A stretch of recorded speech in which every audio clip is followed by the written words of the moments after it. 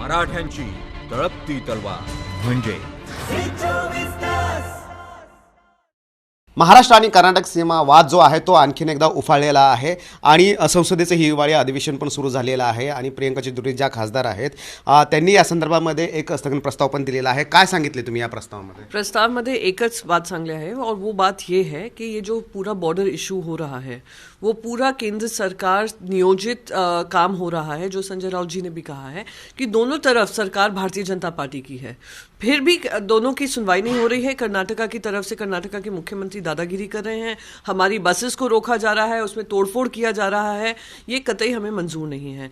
जिस तरीके से महाराष्ट्र को तोड़ने का काम हो रहा है, बाकी छोटे छोटे गांवों से कहा जा रहा है कि दूसरे राज्यों में जाने की बात छेड़िए, ये पूरा नियोजित कार्यक्रम है और इस पर चर्चा केंद्र में होनी चाहिए, क्योंकि केंद्र सरकार की जिम्मेदारी है, गृह मंत्री की जिम्मेदारी है कि इस पे संज्ञान लेकर जल्द से जल्द इसका हल ढूंढे और हल ढूंढकर वहां पे जो सुख और शांति बननी चाहिए वो हो। आप देख रहे हैं किस तरीके से जो समिति है, एकीकरण समिति है, उनको भी तंग किया जा रहा है।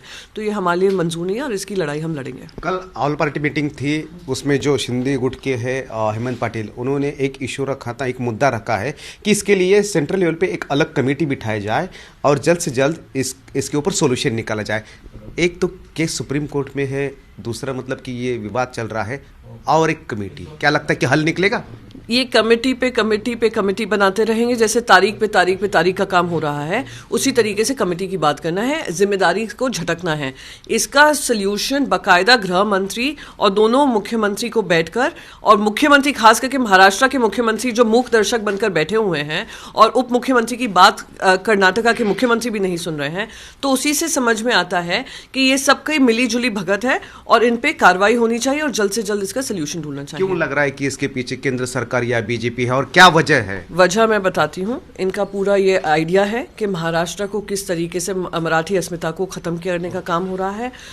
महाराष्ट्र का जो सम्मान, गौरव और मैं कहती हूँ विशाल इतिहास है, उसको खत्म करने की कोशिश की जा रही है। विवाद खड़ा किया पहले तो बॉर्डर्स का, इंडस्ट्रीज निकाली महाराष्ट्र से, और आप देख रहे हैं हर तरीके से कि जो भी केंद्र का सपोर्ट महाराष्ट्र को आना चाहिए वो उसको डिनाई किया जा रहा है।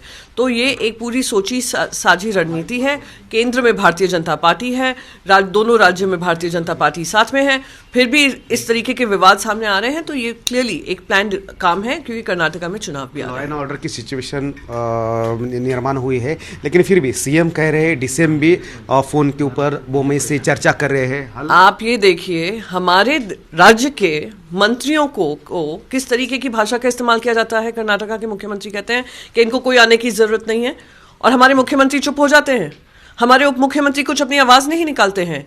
क्या आज हम इतने लाचार हो गए हैं? महाराष्ट्र की जनता इतनी लाचार आपने कर दी है, हमारी सरकार इतनी मजबूर हो गई है कि एक पार्टी को आगे रखने के लिए आप महाराष्ट्र की अस्मिता पे वार कर रहे हो।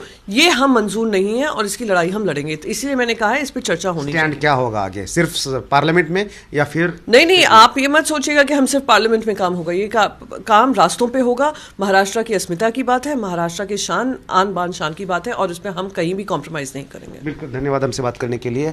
केवळ संसदेतच नाहीये तर रस्त्यावर सुद्धा उतरून आम्ही विरोध करणार कर्नाटक सीमा वाद संदर्भामध्ये, असा शिवसेनेने दावा केलेला आहे, जे की उद्धव ठाकरे गटाचे खासदार आहेत। कॅमेरामॅन राजेश रामराज, झी मीडिया, दिल्ली।